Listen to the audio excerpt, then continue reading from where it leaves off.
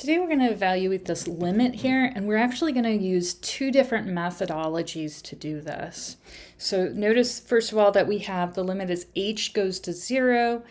H is a value that will come up quite frequently when you are initially starting out in calculus. They like that letter a lot. We want to do, first of all, the thing that we always want to do is try out and see what happens when we add our number that we're moving towards into the limit itself and see if we can get a solution. And I'm going to do this in brackets here because we're going to see quite quickly we have root 9 minus 3 over 0, which gives us 0 over 0, and that's just no good. So all of a sudden we realize we're going to have to do something else to solve this particular limit. Now there's a couple different tools that we can use in our tool chest, and we're going to go through two of them. So let's talk about tool number 1, L'Hopital's rule. And I'm going to abbreviate that by LH. And if you don't know this yet, it is a fantastic tool. When we have something of the form 0 over 0, we can use L'Hopital's rule.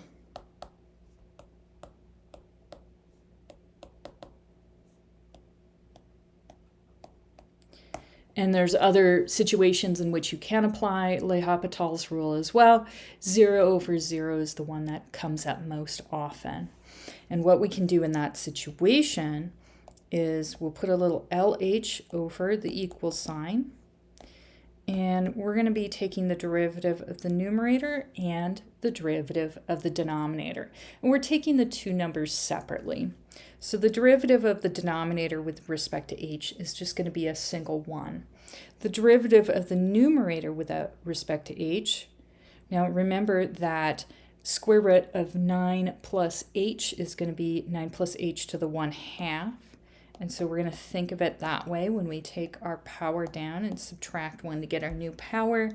That 3 is just going to disappear because it's a constant. And technically we do need to multiply by the derivative of the inside since this is a chain rule, but the inside it just has a derivative of 1. So now we get into a situation where we're looking at the limit as h goes to 0 of 1 over 2 square root of 9 plus h. I'm going to put that in the denominator because we can do that when we have the negative sign in the exponent. So now h goes to 0, this goes over to 2, 1 over 2 square root of 9, which is going to give us 1 over 2 times 3, which gives us 1/6, which is a wonderful solution. All right, that part is great if you are comfortable using derivatives and you have the tool of L'Hopital's in your toolbox. That is probably the best way to solve it. It is the shortest way to solve it. So it's the one that I would recommend if you have that tool in your toolbox.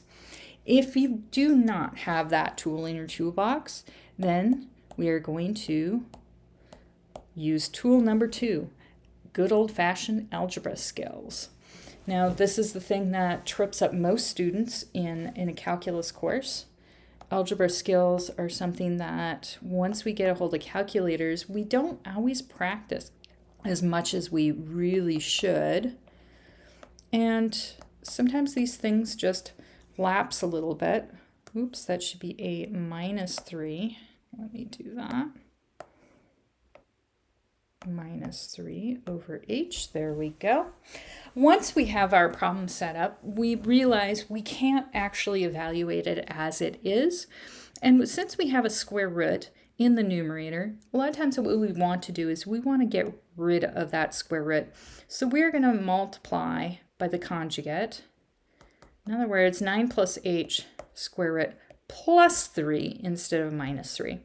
So that is the key there. The other key is technically we are multiplying by a fancy 1 because we can all agree the same thing on top as the bottom is a 1. You're not actually changing anything. So multiplying by the same thing on top and bottom, you're not changing that anything in your limit itself. It's just going to get a bit messy for a while. All right, so limit as h goes to 0. All right, I want to just kind of put parentheses out here, and then we're going to multiply everything out, right, on our top and on the denominator. Actually, the denominator, forget that. We're going to leave that as is for now. So 9 plus h square root, and we have 2 copies of those, so that's squared, plus 3 square root 9 plus h minus 3 square root 9 plus h. So now you can kind of see where this is going. And then a minus 3 times a plus 3. So that is going to be a minus 9 over h square root 9 plus h plus 3 on the denominator. All right, so we see the middle terms on the top vanish. And we also notice that the square root and the squared are going to cancel each other off.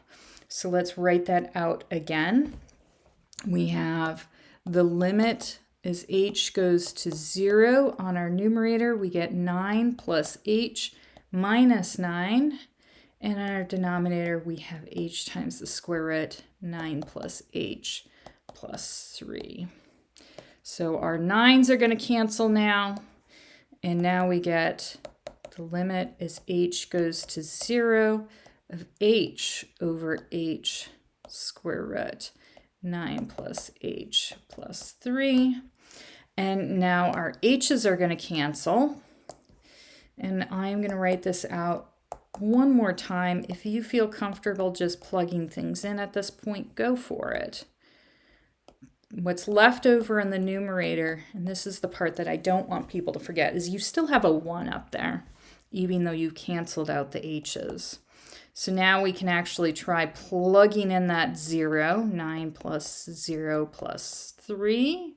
So this is going to be 1 over square root of 9 plus 3.